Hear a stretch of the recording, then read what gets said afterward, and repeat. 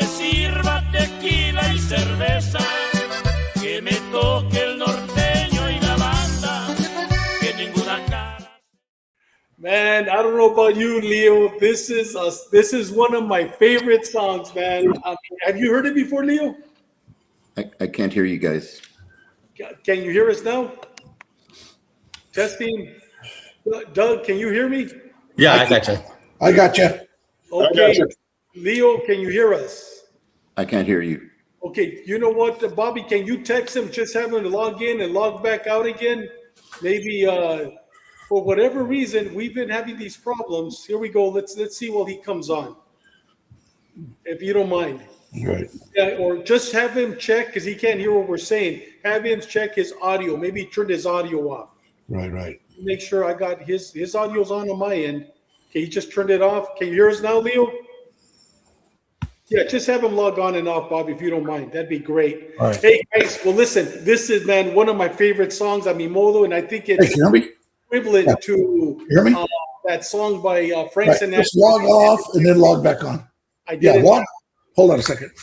Let me log off and then log back. There we go. Okay, I did it my way. You know what? By Frank Sinatra, that's this song in Spanish. But guys, with that said, let's get started. We got Ike Martinez watching us all the way from Littleton, Colorado. Brother, we enjoyed your presence with us last week. Thank you for being on our show. We got, once again, Chris Hastings using his wife's email account. Thank you, brother. We want to have you on all the way from the Philippines. We love you, brother. You're part of our family. We got Connect Chris. Much love always to you guys. God bless. God bless you too, brother. And we got our sister. Guys, always keep her in your prayers. She's our new sister in Christ and a new sister, part of our family. Nancy Mosqueda. Greetings, everyone. Thank you, sister. And Valencia, Jim. Hey, Jim, you got a mail. We'll call you today. And we got Marine Veterano. Orale. Greetings from Chino Hills. Gracias, Marine Veterano. Mil gracias for being a part of our family. And this is the last one. We got Voces con Ana Paulina. Hola, qué gusto ver a Leo. El gusto es tenerte con nosotros. Please subscribe. Muchas gracias. Mil gracias. A ver si, Leo, can you hear us now? I got you guys. Okay, good. Awesome. I was telling you before we started greeting everybody, that song, had you heard it before from Los Huracanes del Norte, a mi modo? Oh, yes, I've heard it before. Yeah. Man, what a song, huh? Oh, my God. It's a beautiful song. But, guys, since we're getting started, let me just go over here real quick and just, if you get a chance, please subscribe to the Fit PD by Juan Cephas. He's one of our brothers from San Diego PD. He has an excellent podcast every week. He's bringing on chiefs of police, bringing on former gang members, bringing on officers who have legendary stories just like we do. He's bringing them on the show, and it's called Fit PD. Please subscribe to his channel. We got Eduardo watching us. We got Fernando, and we also have the legend. He's going to be with us on March 4th. Jim DeJanis, and last but not least, we got our sisters been with us from the very beginning. Ceci Escano, mil gracias, hermana. So please subscribe to this YouTube channel. It is an excellent channel. With that said, Doug, tell us why this day is so important, and then we're going to go around and say what we're drinking and what we're smoking, and then it's all Bobby. Go ahead, Big Doug. Well, everybody, today is the actual Ash Wednesday, and so I just wanted to share a little something with you. So Ash Wednesday, it's mainly observed by the Roman Catholic Church and traditional Christian churches that celebrate Lent. It's worth noting that the Bible doesn't command Ash Wednesday and that the holiday isn't explicitly mentioned, but there are instances in the Old Testament where ashes are used to symbolize repentance. For example, Tamar puts ashes on her head in 2 Samuel 13:19. Mordecai put on a sackcloth and ashes in Esther 4:1. And Job sat in the ashes in Job 2:8. Daniel 9:3 says, "Then I turned my face to the Lord God, seeking him by prayer and pleas for mercy with fasting, sackcloth, and ashes." So regardless of your stance on Ash Wednesday, God's call to repentance and humility remains central. He encourages us not to flaunt our fasting under Matthew 6:16 through 18, and to refrain from passing judgment on those with different preferences, Romans 14. As imperfect as we are dependent on God's grace. Our need for repentance extends well beyond just Ash Wednesday. And so thought I'd share that with everybody on Ash Wednesday. So, Doug, what you're telling me is we didn't make up the word Ash Wednesday. It's actually it's an actual thing. I know. I'm messing with you, brother. I'm messing with you without a doubt. And you know what? One of the reasons why, like I said, we started the show so legends like Leo could share their legends and their great-grandchildren, their grandchildren could see the episodes. We could have a great cigar, have a great drink, and still magnify our Lord and Savior Jesus Christ, because we're all men of God, Christians. With that said, we're going to start off with you, Big Sean. What are you drinking today, brother? And we missed you last week, by the way. Thank you. I was out there making the world a better place to live. And since we did go to Mass today for Ash Wednesday, I gave up alcohol for Lent. So I'm drinking agua. There you go. How long is Lent? I'm not Catholic. I don't know much about the Catholic religion. Yeah. How long can't you drink? Till Easter. Oh, okay. What's going to give your liver some relief? That's awesome. I only drink on Wednesdays, dude. Come on. All right. Well, cool. Bobby, what are you smoking today? Surprises, brother. And what are you drinking? And are you giving up alcohol for our Lent? You know what? I think Here we go, Bobby. Go ahead. Can you hear us now? Yeah, my father, LeBeau, I don't know. Yeah, there it is right there. Yeah. That cigar there, it was the number one cigar. Great cigar. It was the number one cigar about, 8 years ago. And I'm going to have a Old Forester 1929 Prohibition style. And I just opened a bottle. I'm going to pour it. It's like 115 proof. So it comes in a little hot, which is good. Bobby, tell us about that bottle. Where can you buy it at? And have you had it before? What's the taste? I haven't had it yet. So I've had some of the other Old Forester. It's really good. I'm in Tennessee. So I'm going to I'm here for a couple of months. So I'm going to make every effort to experiment and see which bourbons I like, since I'm in bourbon country. So that's what I'm doing. Hit it, brother, and tell us real quick. Tell us what it tastes like. There it is right there. It's got a nice color. It does. Tastes a little, to me, I get some like caramel, vanilla. I haven't had time to even get the smell of it, but it's very good. I love it. It comes in with a little bit of heat because I took a pretty good gulp to get started. But anyway, we're going to start the show here. Good. Guys, highly recommend it. Great. Guys, we also have Sergeant Corral from the Red Bluff, Califas, California. He's a sergeant with the Sheriff's Department over there, watching us all the way from over there. Thank you, brother. And we got our chaplain, Ruben Nava. Said, spent the day at the station distributing ashes to the troops. Nice. And that man of God, remember that thou art dust, and thus thou, and to dust thou shalt return. Thank you, brother, for being our chaplain, for being a man of God that you are. What are you drinking, Leo? I know you're drinking water. Yeah, I'm just drinking straight up water, man, straight from the grocery store. So nothing fancy. Okay, no problem, brother. And guys, you know what? I'm smoking. Go ahead, Bobby. No Topo Chico, huh? No Topo Chico, man. Just straight water. All right. And guys, I'm smoking a Romeo Julieta 1875 made in Nicaragua. I just ordered a whole box of them. Bobby, have you had those? Yes, Romeo of course. Julieta? Yes. Oh, great cigar, great draw. And I'm drinking, once again, from Costco. And this caught my attention. It's called Yamato, and it's whiskey. I'll tell you, Japanese make great whiskey. And what caught my attention is the little hat that comes on it, or the little face that comes on it. All a warrior, a Japanese warrior. That's what caught my attention. It wasn't that expensive. It was like $79 at Costco. Great. Nice. And guys, with that said, the $1 Million Man, the $300 bottle plus. Doug, what are you drinking? Tell us, my brother. And tell us about the hat. I love the hat, brother. Well, I'll tell you about my whiskey first. So I think this is one of your favorites, Dave. It's Basil Hayden. Basil Hayden. Excellent. Oh, yeah. And you know what? You can get this in a Costco. Oh, I know, $39.95. Not that I would know. In a regular store, it's between 50 and 60 bucks if you don't get it at Costco.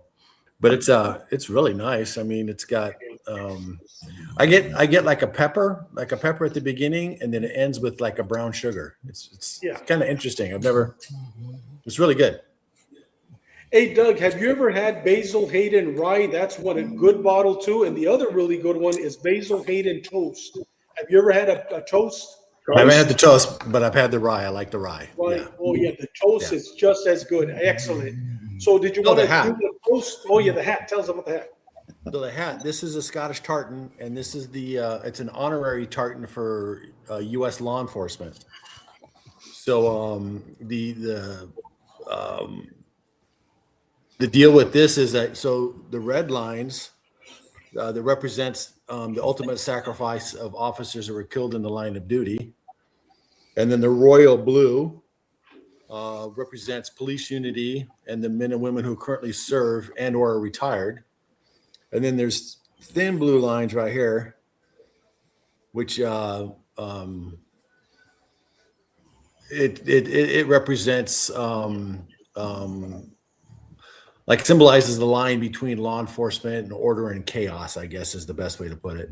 The large black represents 9/11 attacks, specifically the 2 towers of the World Trade Center and the 72 officers who were died. And then sometimes you can see the silver lines going across here and across here.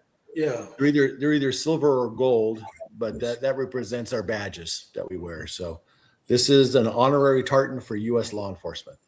Where did you get it at, Doug? There's a Scottish store that I've ordered my kilts and stuff through, and they make them. I can send you guys the link if you like. Yeah, please do.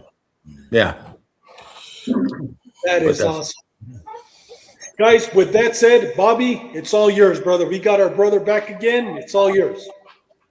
Well, this will be a return visit for Leo.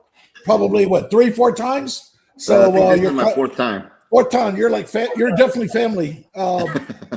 For those of you who have not heard our introduction, I would go back to any of our prior episodes, or highly recommend the book that Leo wrote. There it is, The Reign of Terror, and is coming soon. Narco Tale and The Reign of Terror. For those of you who are interested, it's also available in Spanish. I got them both in English and Spanish. Reinado de Terror, and it's highly recommend. So there, Leo goes into a lot of his background. I happened to meet Leo during my 3 years in Mexico. Leo was there at the beginning. Leo's a retired DEA agent with extensive experience in Mexico. He was assigned to Guadalajara, Monterrey as a group supervisor for, I think, upwards of 4 years, probably close to 5. You can correct me there later, Leo. And Leo's from the Rio Grande Valley and worked a lot of narcotics cases down in the Rio Grande Valley. And I'm just honored to have him back. We're going to be talking about the Allende massacre that happened in Allende and Piedras Negras, Coahuila. And there's some new information that's out in the media that's coming out. And it really touches a lot on, los Zetas. Miguel Ángel Trevino Morales, el Z-40, his brother Oscar Omar Trevino Morales, el Z-42, and el Z-42 was captured in San Pedro Garza during my time. They're not that far, walking distance from my house. If you read Leo's book, he covers a lot, the history, really the rise and fall of what happened in a lot of the important cases.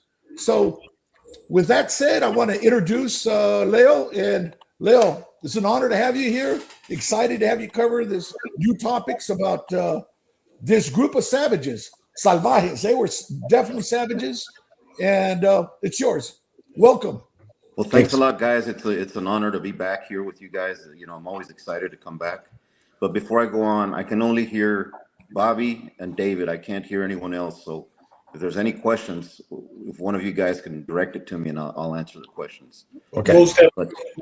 But as far as tonight, yeah, there's been some reports in the media that U.S. attorneys in Washington D.C. now have enough evidence to link Miguel Trevino Morales to what is known as the Allende Massacre, and this is huge because I don't think that evidence was ever really put out, or I don't know if they pursued it before. But tonight I'm going to go into exactly what the Allende Massacre was. So if you don't mind, I'm going to go ahead and start. Let's go. The ZETAS, most of you all know the ZETAS were the enforcement arm of the Gulf Cartel. And they started way back in the late 90s, I guess, with Ociel Cárdenas Guillén.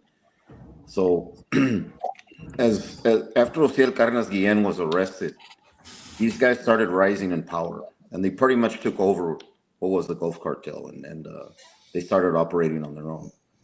And Allende is close to Piedras Negras and Eagle Pass, Texas. So that area was kind of important for them, such as also Laredo, and also what is McAllen, Reynosa, and Brownsville, Matamoros. So they have all these areas they covered. So before I start getting into what happened there, I'm going to give you some context. When the ZETAS started taking over all these areas, they pretty much swallowed up all the independent drug traffickers that were operating in those areas, including in Allende, Piedras Negras, everywhere. They kind of swallowed them up and said, you either work for us or you're dead. It's just that simple. So they had no choice. So they kind of swallowed them up. Everything they sold or received, they had to report to the ZETAS. They talk about micromanaging. You can't do anything without them giving you the go ahead and the green light. So they pretty much took over all these little independent guys. And in Piedras Negras specifically, and Allende, there was 3 players that were significant, and those guys were Alfonso Poncho Cuellar, Hector Moreno, and they had a connection in Dallas by the name of Jose Vasquez. So Poncho Cuellar was a significant trafficker, and he was valuable to the ZETAS because he had these connections in Dallas, and they got up to move up to 1,000 kilos a month for the ZETAS. That's a lot of weight, and it was going up to Dallas, and as a result of these loads, for each load, they were making at least $21 million. So you're talking huge money, huge amounts of drugs that these guys were supplying to Dallas, and from then on, they broke the loads down and moved them out to other parts of the United States. So they were working pretty well for a while, but then DEA in Dallas started looking at Vasquez, the recipient of these loads. And they eventually arrested Vasquez, and he decided to cooperate. And as a result of that cooperation, he provided some phone numbers that belonged to Miguel Trevino, Z-40, his brother, Omar Trevino, Z-42, and the leader of the ZETAS at the time, Heriberto Lascano. These guys change phones every 2 weeks or so. And Moreno and Poncho Cuellar and Vasquez were privy to these numbers every time they changed. So Vasquez saw himself in a pickle, and he saw no way out. And he asked Hector Moreno to help him obtain the new numbers for Miguel Trevino and his brother, Z-42, Omar Trevino, and Lascano. So he did. He helped him, and he decided to cooperate with DEA as well. So, DEA has a protocol. If an office in Dallas or Houston or Chicago or wherever has something actionable that Mexico can use, well, they have to go through a chain of command and pass it on up to their bosses, and those bosses contact the leadership in Mexico City. And that's what happened on this occasion. These guys doing their job, the leaders in Dallas passed on the information to our leadership in Mexico City. And as protocol goes, we at the time had a vetted team that we worked very closely with in Mexico City of federal police.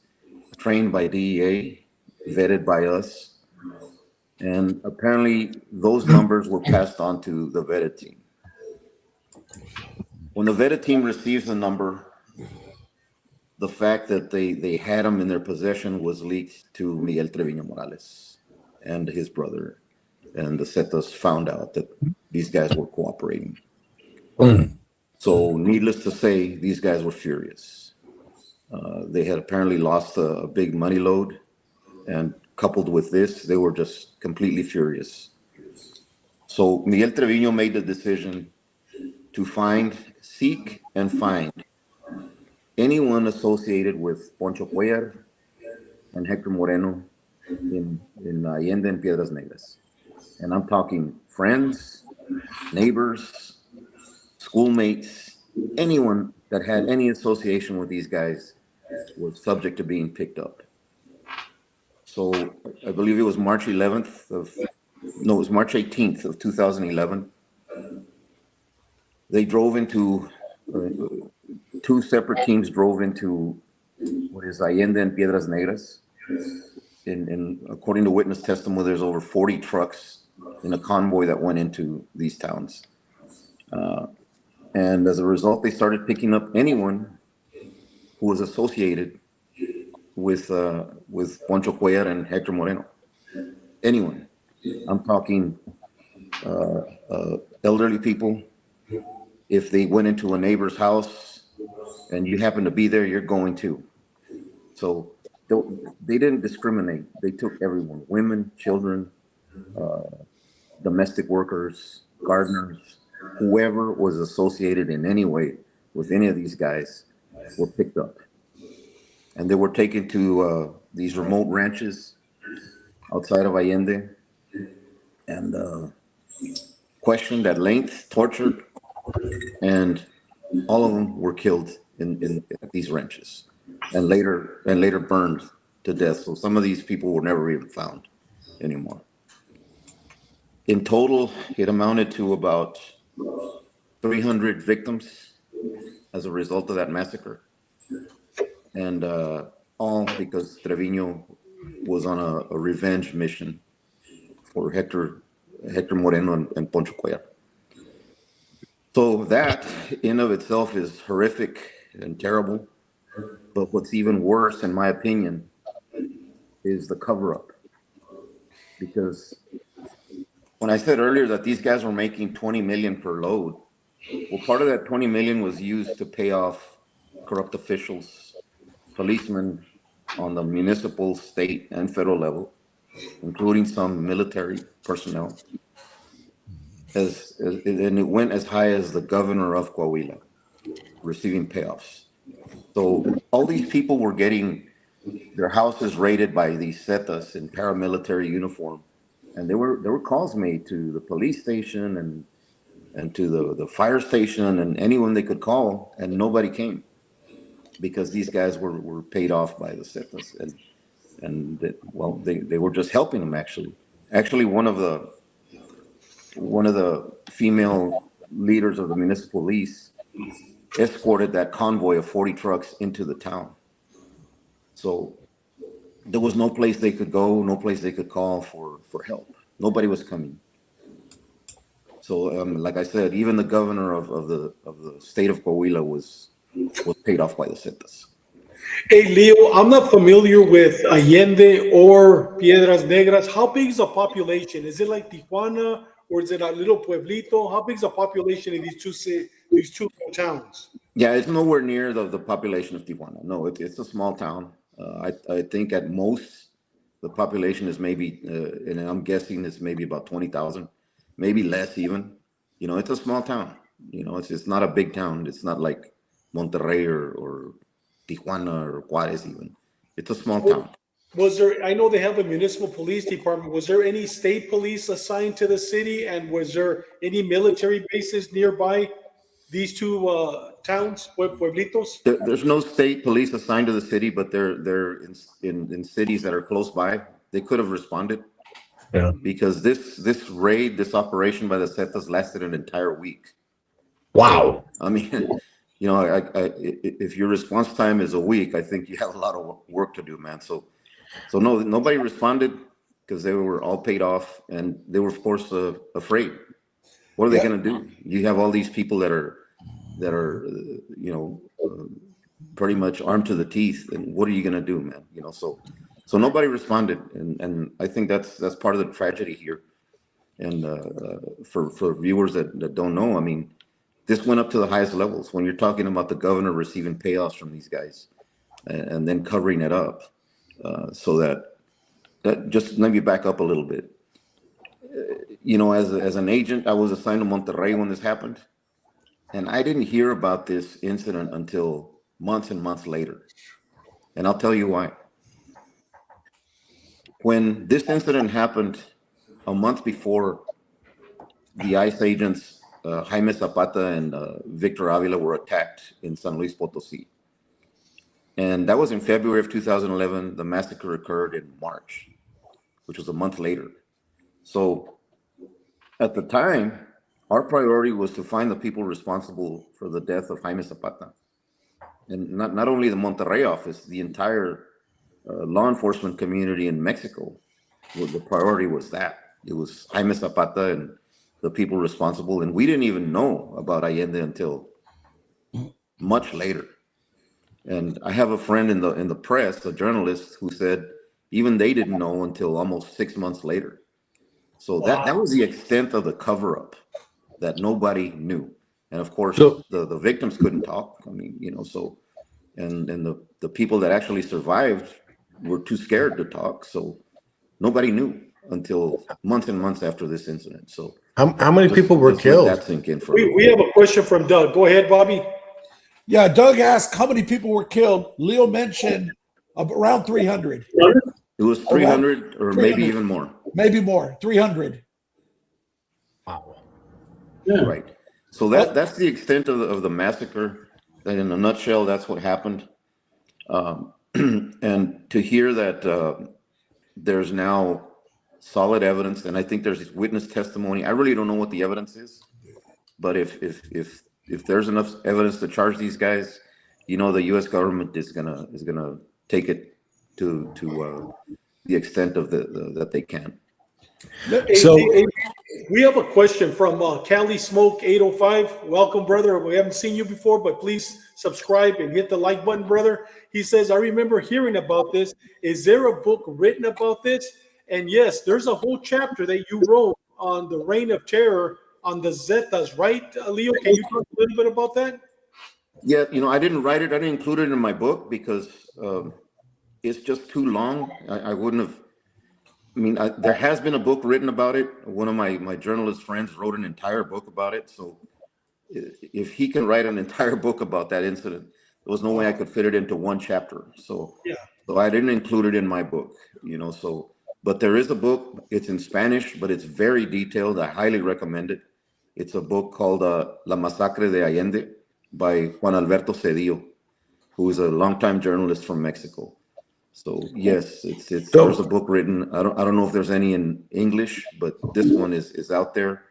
There's also a movie I believe it's on Netflix called Somos that depicts this massacre, and I think it's an 8-part series or something, and it talks about this exact incident. So how's the U.S. government have jurisdiction over this? Can you hear it? Okay, Leo, Doug is asking, how does the U.S. government have jurisdiction over this? Well, they have the jurisdiction because some of the victims were U.S. citizens. Okay. So when there's a U.S. citizen involved, that immediately qualifies them to be charged under U.S. law, especially federal law. So, and yes, I've seen that question from many people. Why is the U.S. government charging them with that if this occurred in Mexico? Well, some of them were U.S. citizens. Yes. I think Poncho Cuellar's neighbor, there was a friend visiting the house who was taken and killed in that incident, and he was a U.S. citizen. And he was one of several, I believe, that were killed in that incident. So that's how the U.S. government can take jurisdiction and charge these people with those offenses. Okay. Let me some context here. Leo mentioned Reynosa, which is literally right there from Allende. And years later, when I was in Mexico, I mentioned, I think before on this show or on another show, when I was there, all the police had been fired. The only security presence was the Mexican army. And I remember driving with, I don't remember if I was with ATF or with ICE, driving through a checkpoint. It was a cartel checkpoint in Reynosa. There were no cops, and they were guys with baseball caps, bulletproof vests, jeans, with rifles, and they were cops, and they were at a major intersection running people through, like, look at the diplomatic plate. They just waved us through, like, get the fuck out of here. But that is what Mexico is in those border towns. And that whole thing was a siege. It was a siege. It lasted over a week. And one other thing, Victor Avila sends his regards. I talked to him yesterday. Awesome. Yeah, go ahead, Leo. Yeah, so I mean, yeah, and that's just one incident of many of the atrocities that Miguel Trevino committed, during his reign of terror in Mexico. I mean, he just had no regard for human life, and it's evident with this incident. I don't think I need to mention any others because this says it all on its own. Right.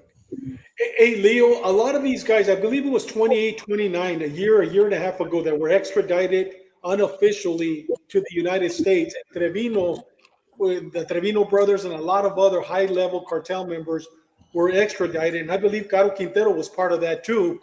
And not too long ago, it was stated in the news that the death penalty was off on all of them, including Caro Quintero.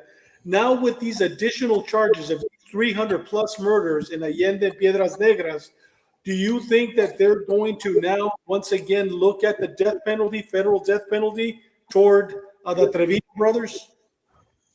Okay, I heard that the death penalty was off the table for Rafael Caro Quintero. I did not hear that for any of the others. Yeah. So, in my opinion, I think it is still on the table for him and his brothers. So, I know for a fact, specifically with Rafael Caro Quintero's case, it was taken off the table. And we'll go back. I have a question about that. Go ahead, Bobby, and translate for him. Dave, maybe, I mean, and Bobby, you might know this too, but I had an understanding that Mexico doesn't extradite unless we do take the death penalty off the table. But these were unofficial extraditions. Yes. These were unofficial extraditions. They were the bodies thrown across the border. Right. They weren't even extraditions. They were expelled from the country. So. Yes. Gotcha. Yeah. They were extradited. Yes. They were trespassed from Mexico is what they were. Yeah. Okay. Yeah, you know what? Just let me add, right before, if this unofficial extradition hadn't happened, Miguel Trevino was probably within months of being released from prison. He had all charges dismissed pretty much on his case, except for a couple, and those were in the process of getting dismissed as well. Wow. So we were lucky in a way to have him brought over when he was brought over, extradited, or whatever you want to call it, because he was if it wouldn't have been for that, he'd be roaming free right now in Mexico. That is unbelievable. Yeah, it's unbelievable, but it's true. Yeah. Okay. Hey, Leo, not changing the subject, but let's go back a little bit when we talked about Caro Quintero, responsible for the death of Kiki Camarena, one of our brothers in arms, DEA agent Kiki Camarena. Why was the death penalty basically excluded from that? I mean, we've been waiting 30, 40 years to get this man into the United States, and we're waiting for justice, which includes the death penalty. Why was it taken off the table? I wish I knew the answer to that question, but the only thing I can say or maybe respond to that is maybe some sort of a deal is being worked out behind the scenes that we don't know about. Well, also for a little bit, let me jump in a little bit of. There's a lot of I follow the media, the reports out of Mexico quite a bit. There's a lot of surprise in the Mexican media, which I was surprised too, is that with the Trevino brothers, it doesn't appear that there's the usual, well, let's see if we could flip them and we can get somebody up above like government officials. and there doesn't seem to be any indication of that. And that's why there is talk of pursuing the death penalty, because the Allende Massacre, I mean, I was in Iraq when that happened, and I remember reading about it, and he didn't mention the Casino Royale, which he mentioned in one of his appearances with us, where they attacked a casino in a suburb of Monterrey, and I think 18, 30, somewhere 18 or maybe close to 30 people were killed in that. Here's Leo. But okay, I'm back. Yeah. All right, there you are. I mentioned when you were offline, I read a lot of the reports out of Mexico, and there's some surprise because, you know, normally when a couple gets caught, there's always an attempt to obtain information, maybe on government officials. But with the Trevino brothers, so far it appears that they're going after them because, I mean, come on, the massacre there in Allende, it's kind of hard to find something more just horrific than that. Yeah, you know, I don't think at this point that it really matters who they give up. Yeah, you know, nothing's going to make up for that. You know, some of the investigation that we had has already revealed some of the people that they had in their pocket. So, I mean, I don't know what more they can add to it. You know, what we already know. right.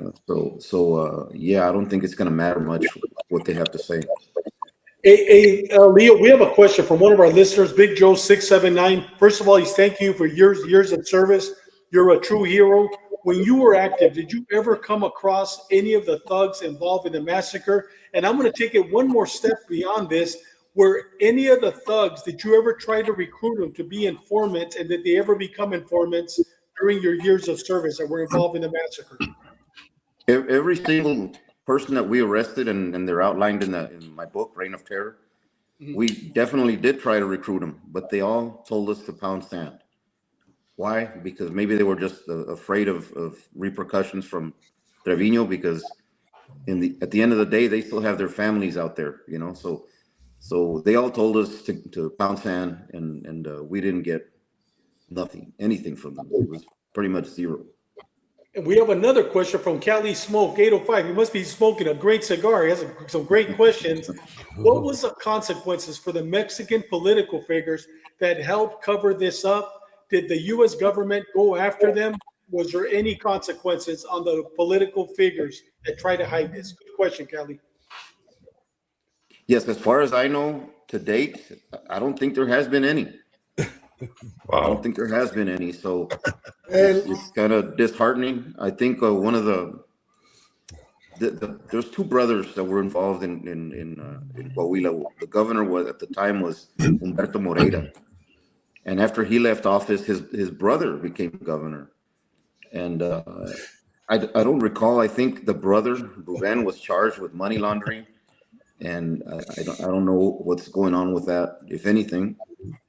I do know that they moved out of the country. They're not in Mexico anymore, as far as I know. So there was, as far as I know, there's been no arrests. They're still out there free. And we have another question from Mike Martinez, who's an expert on the judicial system here, the federal and state in Colorado. Has a great question. Leo, Mexico, do they have the death penalty? So the U.S. must agree not to pursue a death penalty. Does Mexico have a death penalty? They do not. They do not have a death penalty.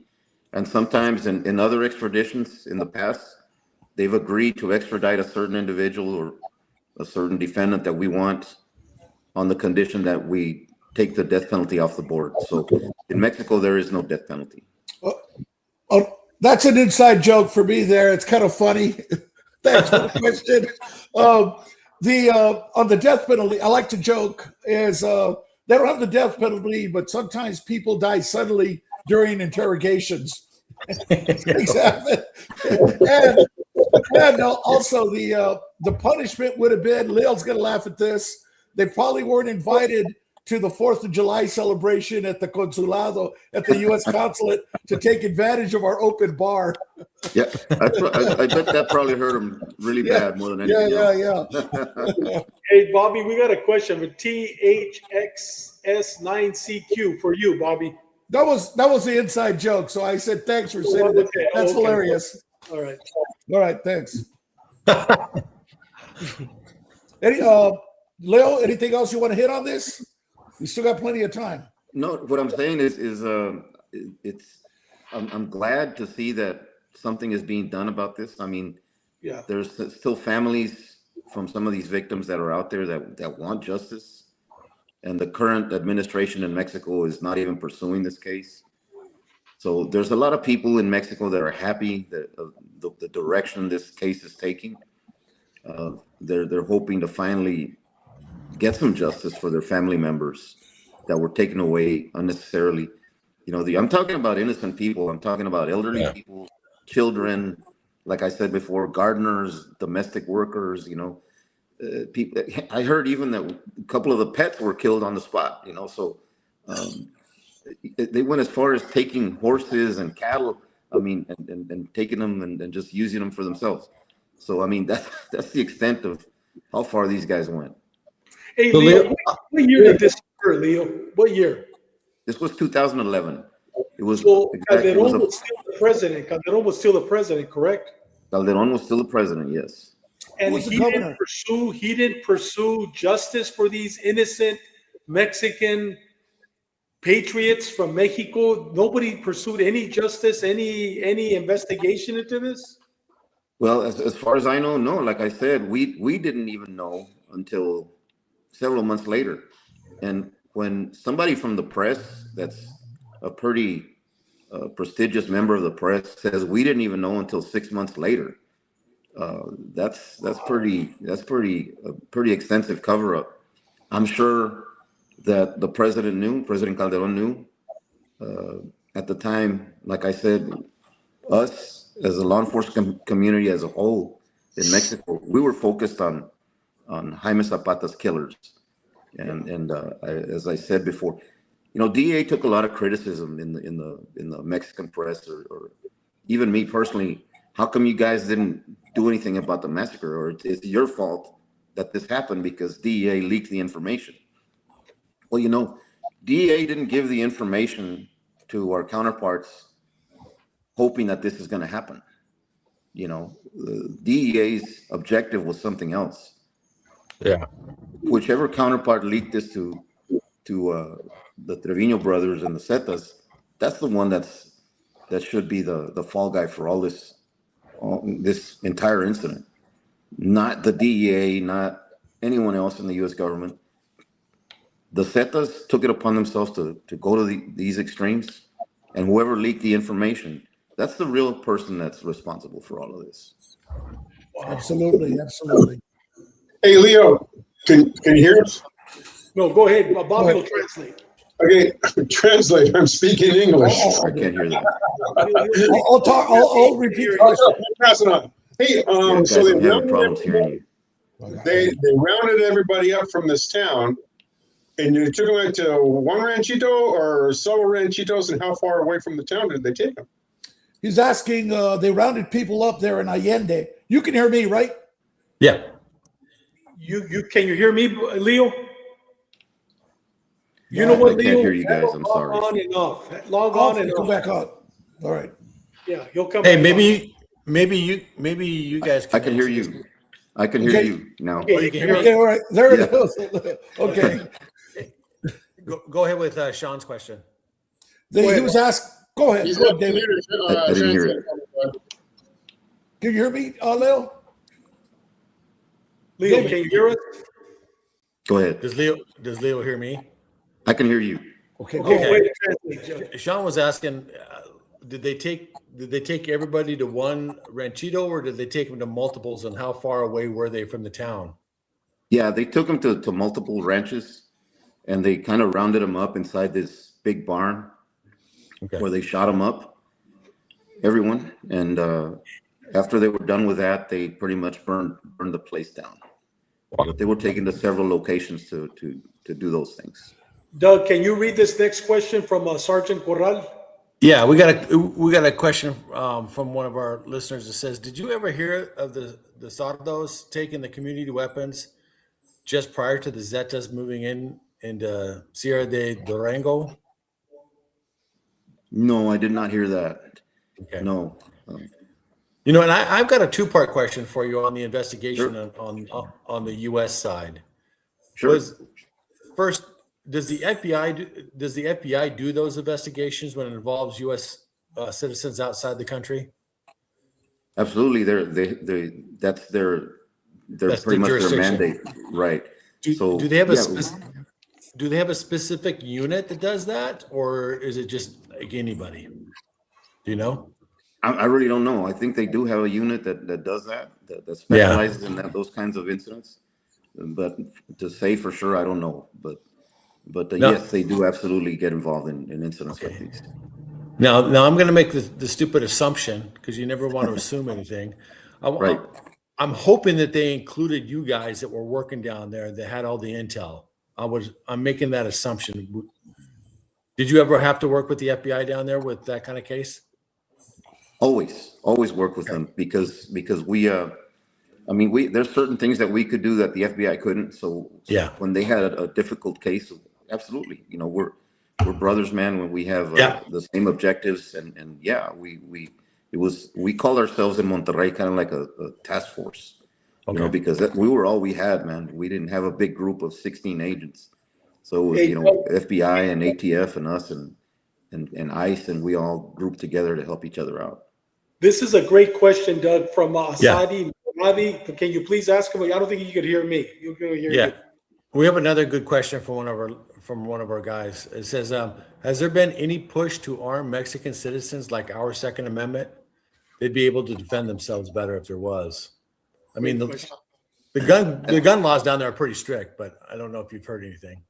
Correct. No, there's no intention to do that in the near future. Not that I've heard of anyway. But I will tell you this: I have a lot of friends in Mexico that wish that they could arm themselves. They want it. There's some people that want it, and I think it's about time they kind of change those laws. Absolutely. And Leo, I don't think you could hear me. Can you hear me, Leo? No. I'll tell them. Okay, I don't think you could hear me, but I know for a fact that in Mexico, the 22, the 38 special, and the 380 are legal. Those are the only citizens can have a 22, can have a 380, and can have a 38 special with special permissions. But those are the only guns that are legal for citizens to have with special permission from the military. If you could relay that. Yeah, Dave was saying that he believes that through special permission through the military, that the citizen can have 3 types of handguns. It sounds like revolvers, be a 22, a 380, or a 38 special. Are you aware of that, or have you heard that? I'm not aware of any of those exceptions. I am aware of for hunting reasons, for hunting purposes. They do let them have some, but they do have to register them with the Army or the military. So, but as far as hunting, yes, they do allow that. Okay. Let me give a little context here with this weapon stuff. Us as cops in the U.S., I don't leave the house without a gun. Go to church with a gun. Run to the grocery store. In Mexico, the municipal police that I was working with, the municipal police didn't have enough firearms for their police. So at the end of the shift, they had to hand a gun over and their ammo to the next shift. Yes. Wow. So it's insane. I can't imagine having to do that. Hey, Doug, can you ask him about this? Is a great question from Gordo Gorditos, a retired Chicago police officer, over 25 years of service, just retired a year ago. How do the Mormons get permits? And if he could also, since he was working that area during the Mormon massacre, if he could talk a little bit about that. We still got 10 minutes. A great question, Gordito. Yeah, we got a good question, Leo, and we got about 10 minutes. But this is from one of our guys. He's a retired Chicago cop. Okay. And if you can expound upon the incident that happened down there. But how did the Mormons get permits for firearms? And can you talk about the massacre of the Mormons that happened down there? I'm not really too familiar with that case, and if they did have permission, I don't know how they did it because they're very strict with their gun Yes. laws down there. So, Yeah. Okay. and you know, the massacre of the Mormons happened after I was retired. So I'm really not privy to a lot of information that went on there. So Interesting. that's pretty much all I have for that. What part of the country did that occur in down there? I think it happened in Chihuahua, which is it's a city south of Ciudad Juarez. If I'm not mistaken, I think that's where that happened. Wow. Do you guys have any other questions for Leo? No, Bobby, anything else, Bobby? And Doug's our interpreter here. No, it's something was earlier. I was able to do it. Leo had long been retired when it happened. And I believe those Mormons had been in Sonora and were heading back towards Chihuahua or the border. That area with Sonora and Chihuahua is just the Wild West. It's the Wild West there, especially once you get into the mountain areas up there. Yeah. There's the police there, there's so much corruption, and about every so many years, the feds have to go in there and arrest the whole police force, including the chief. Yeah, Bobby, for Leo. Bobby, who claimed the responsibility for that? I don't know if anybody claimed the responsibility. I think they put it on La Liga, I believe. La Liga, which is the armed wing of the Juarez, the Cartel de Juarez, I believe. It's been a while because I wrote about it when I was writing at Breitbart News, but it's been such a long time, I can't remember. So Hey, Doug, can you have him for the last 8 minutes talk about his new book? Go ahead, Doug. When it's coming out, Narco Tales. I cannot wait. I read Reign of Terror, but Narco Tales is his personal life experiences. Can he talk about it? Talk about some of the chapters and when it's going to be released, please? Yeah, Leo, can you for the last segment here? Can you talk to us a little bit about your upcoming book, Narco Tales, and how it came to be? Sure. So, Narco Tales is a collection of short stories. A bunch of them have to do with my early career as an undercover agent. I picked some of the most the stories that stood out to me when I did some undercover deals. You know, as a young kid, I was 22 years old when I started DEA. So, I think they're going to be enjoyable for the readers. I put a lot of effort into it.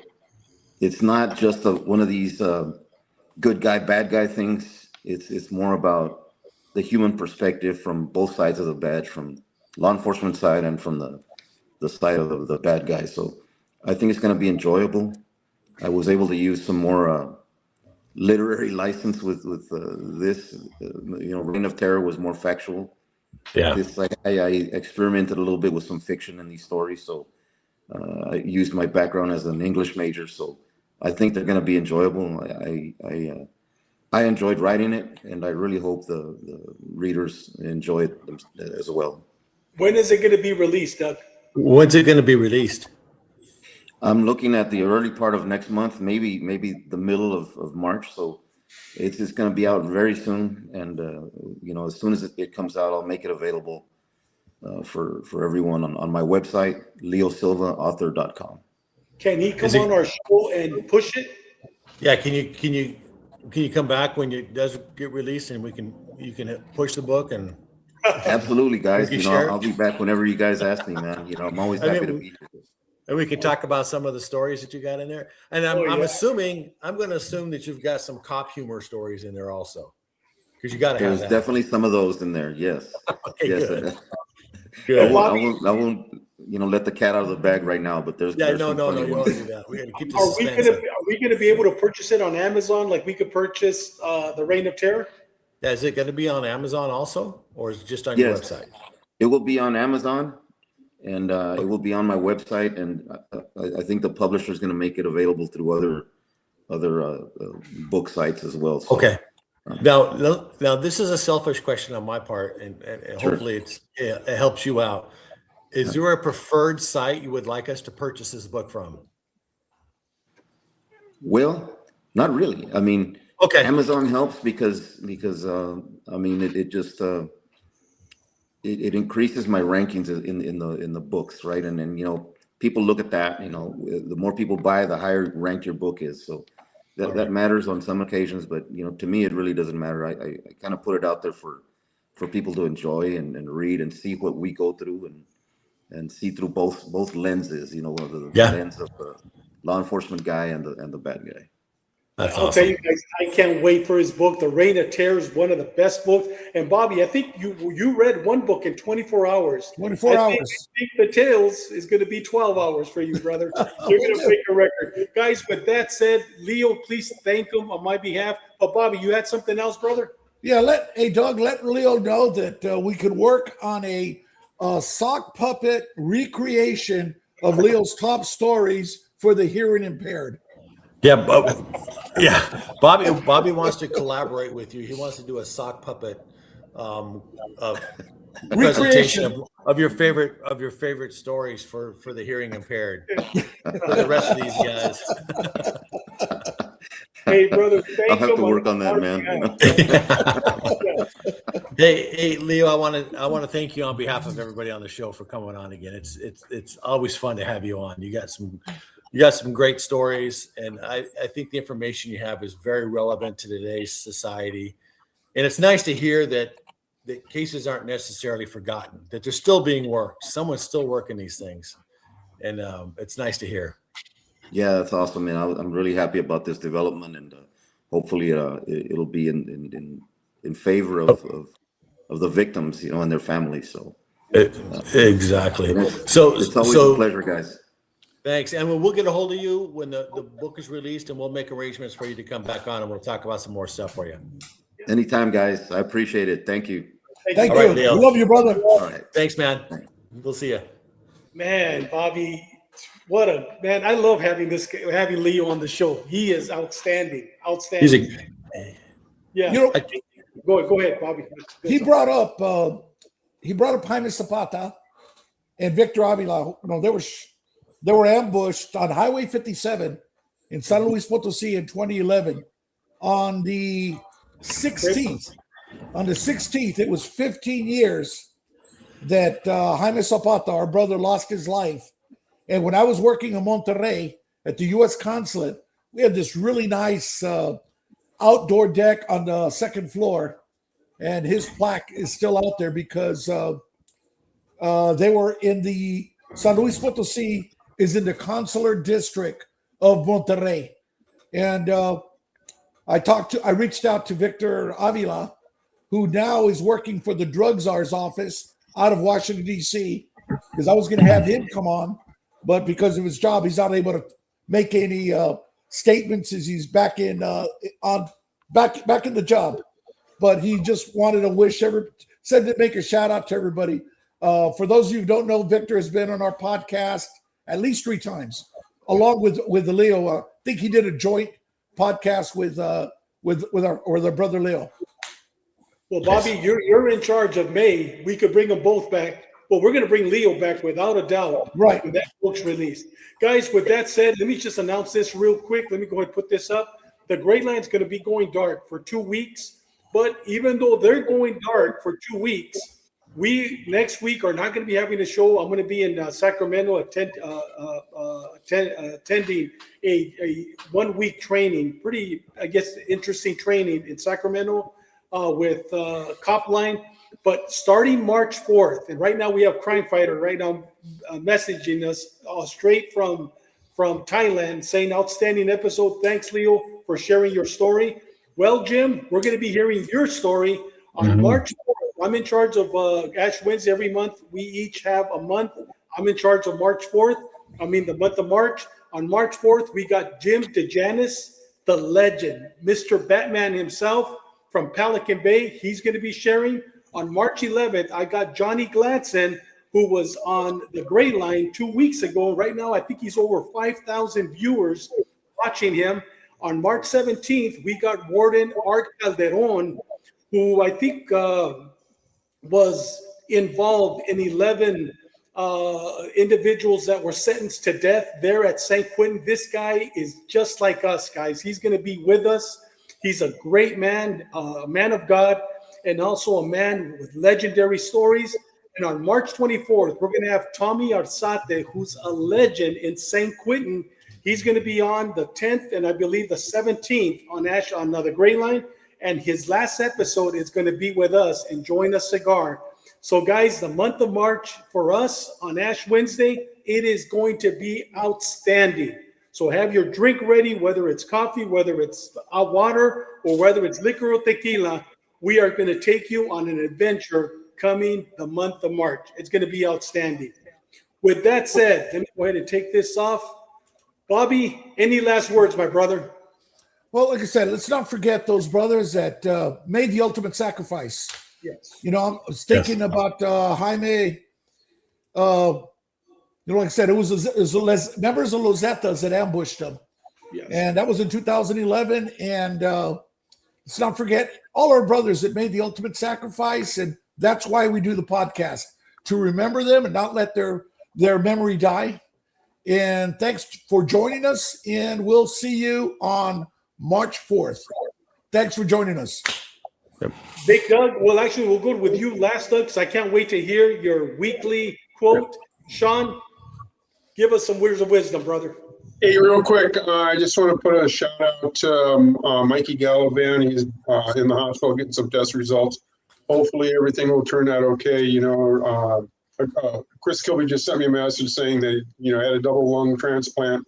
And, you know, hopefully prayers are with you, Mikey, and God love you. And just be safe out there, everybody. Yep. And guys, we got Ayo 1388 watching us all the way from Zacatecas. Mil gracias, hermano. And please subscribe to our channel, my brother. And Big VJ Juarez. Gracias. Yeah. Here, words of wisdom. I can't wait to hear the words of wisdom this week. Okay, this is for Ash Wednesday, guys. So the difference between men of God and warriors of God is often found both in their path and their purpose. Neither is better. Both are equally important. Men of God are typically raised in good and faithful families, and the purpose is to sustain and keep the balance for the next generation to prosper. They inspire peace, love, and happiness through faith. Warriors of God are typically raised through the discipline of great suffering, and their purpose is to fight the imbalance and prosper to break the cycle for the next generation. They inspire courage, discipline, and purpose through faith. So, you know, we all fall into a lane, and we have to understand what that lane is and embrace that lane that we're in. And just God bless everybody that's watching us right now. And you know what, brother? If I were to pick, I think all four of us, all seven of us, even on the Gray Line, we're all warriors of Christ. We're all warriors of God. We use our pain to define our purpose, and this is one of our many purposes. Yes. With that said, guys, we will see you next week. Actually, we're dark next week, but we'll see you on the 4th with Batman himself is going to be with us. God bless you.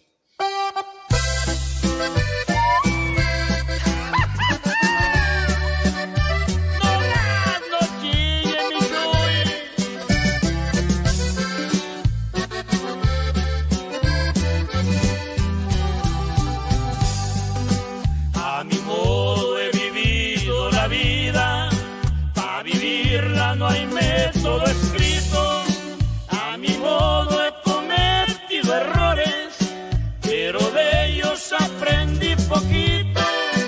He aprendido a llorar en la vida y también a gozarla bonito. A mi modo he llevado la vida, así pienso seguirla llevando. A mi modo